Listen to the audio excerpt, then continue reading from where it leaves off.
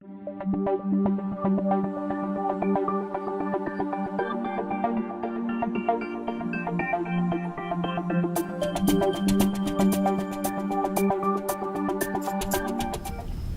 5 or 10 minutes for questions from the media. Megan?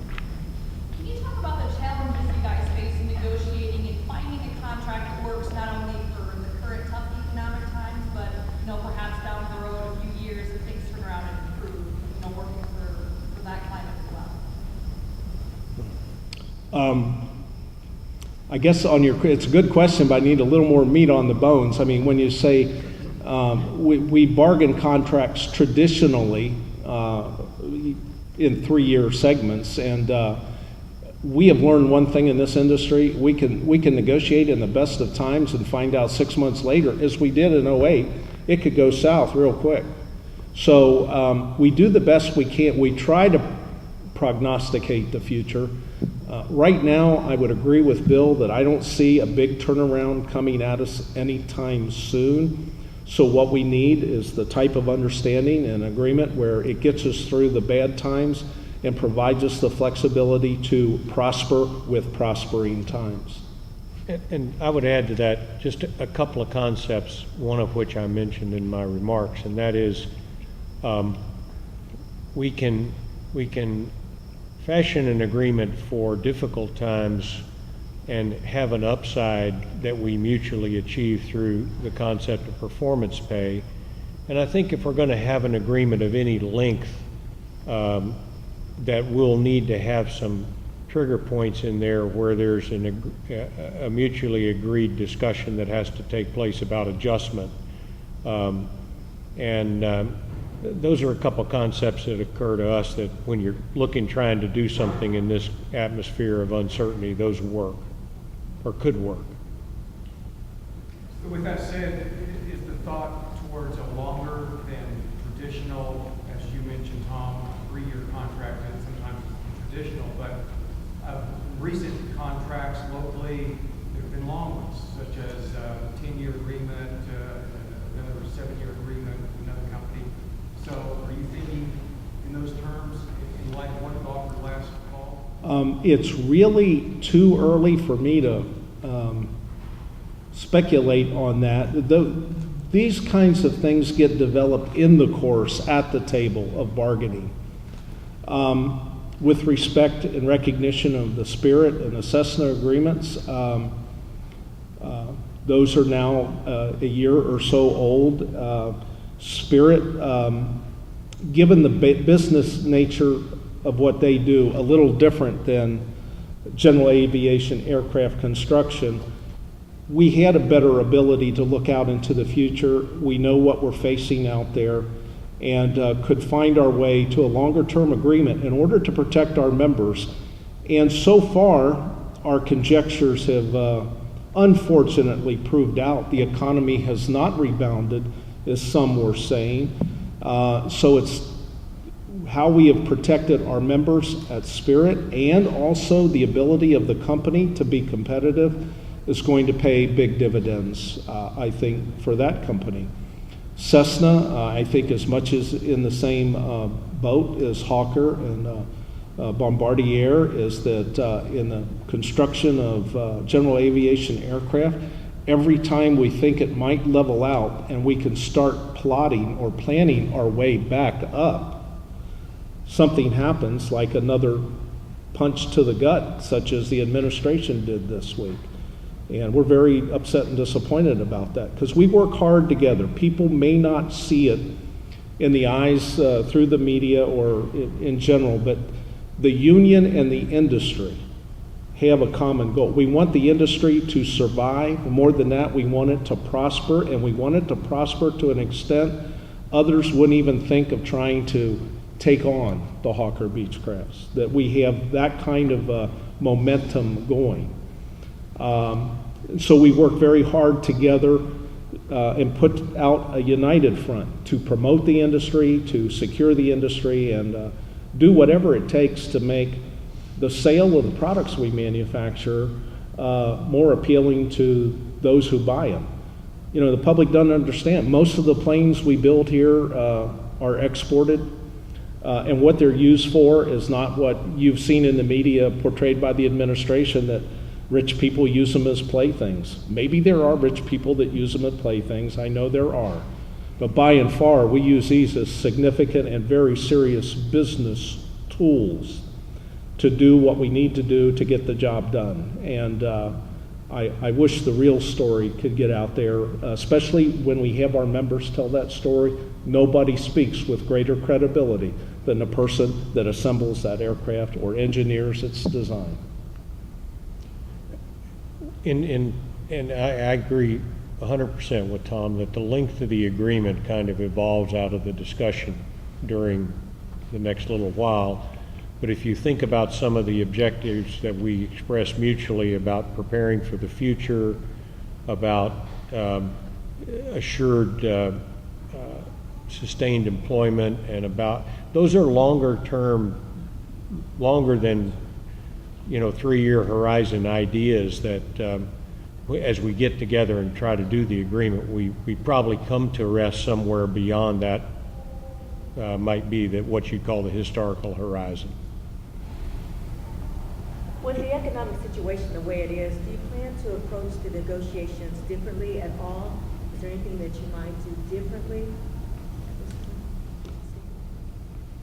I think we've had, the good thing about these negotiations is that we've had a very open discussion about competition, market size, and our own ability as a business to sustain ourselves during this difficult economic time. And so we're not starting this discussion from no information. I think we're starting this discussion with the people of Hawker Beechcraft well informed about this situation.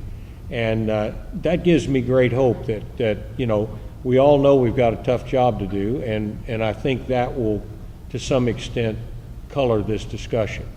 But I think it starts as an open discussion, an open expression of expectations on both sides, and then, as Tom said, collectively and mutually getting to a place where we can sustain the future.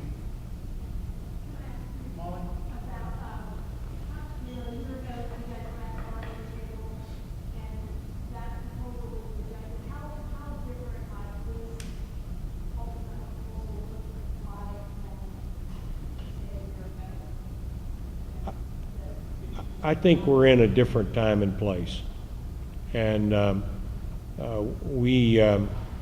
think that proposal though needs to get developed in the bargaining room, not here. At least that would be my preference. But is there a feeling that a weight has been lifted, either one of you? The difference from last fall, it was a different environment. I mean, there were, what the rumors were, what the questions were, and so is it still different, even though the economy, we know what the economy. Yeah, I can address that. Those were not rumors. We had a serious decision to make about the future of our company and where we were going to be and what we were going to be doing. And we have had that, as you put it, to use your words, that weight lifted from our shoulders. We're here. We're forging our future here. And so it's different in that way. My perspective is, has a weight been lifted? When it comes to the future of the industry and the collective bargaining processes we engage in, the weight is always there. And the weight for the union side is what's going to be in the best interests of our members. Is it something real, a quick take right now, or is it something that sustains the future? And we look for the balancing point. We certainly know what those who have created this industry and made this company successful have done for it. How do we keep that alive and thriving and prospering, and at the same time assure that that those who make it happen get to share a little bit in the wealth they have created? So those are the concerns that drive us, and then we look for the ground. Agreement comes when we find a pathway to something we can both agree to live with, that will work and figure out then the best way to implement that and deliver on the terms we agree to. Molly, has it only been a year? The last time around was tough, not just at Hawker Beechcraft, but for all our companies. The view of the future was maybe a little more dim than it is today. I think we were all starting to feel a little bit of optimism until this week, or last week. I'm hoping we get through negotiations, that we collectively have a sense about where we're going, and that outside forces that don't understand this business give us time to do that without interference. And in fact, stay out of our affairs then until we can recover and put ourselves on a prosperous standing again. I want Hawker Beechcraft to have a problem, a big problem, that they need so many workers they can't figure out where to get them again. I want to go back to what early '08 looked like. Because you know what? I'll take that problem every day of the week. I can go to bed at night, falling asleep, trying to think, where do we find some more people to go to work in Wichita? What other kind of programs can we instigate that'll get people interested in this industry? And not just for Hawker, but for Bombardier, for Spirit, for Cesta, and for all our companies here. I want that I want to be able to call up Steve Rooney here and say, hey, you got a new problem, pal, and it's all yours. You got to cough up 600 more people somewhere. I want that problem. And we need help making that problem reoccur, and it could come from Washington instead of kicking us in the gut and putting in jeopardy the jobs that we already have that we're trying to protect. Do you feel like the agreement that Hawker reached with the state and local governments last year, is that addressing specific concerns that membership had during the most recent negotiations?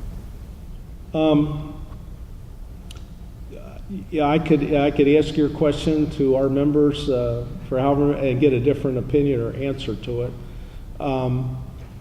I do know this much. We were involved to a deep extent. I think Bill understands that with the efforts of the state, Governor Parkinson, then with Governor Brownback to secure this company and this city. And we want to make sure if we do accomplish anything, I'm going to be a thorn in Bill's side, that every time there's good news, it means more members, and I expect him to hire them to meet the commitments we have with this state and the taxpayers of this state, who their representatives take a gamble. Anytime any company comes to a government for help like this, for some assistance, it's a gamble for those people who are elected to make that decision. We got to make we got to meet their expectations, and I take that as a task for both the union and the company to accomplish. So I'm hoping we have a success story for you to report on.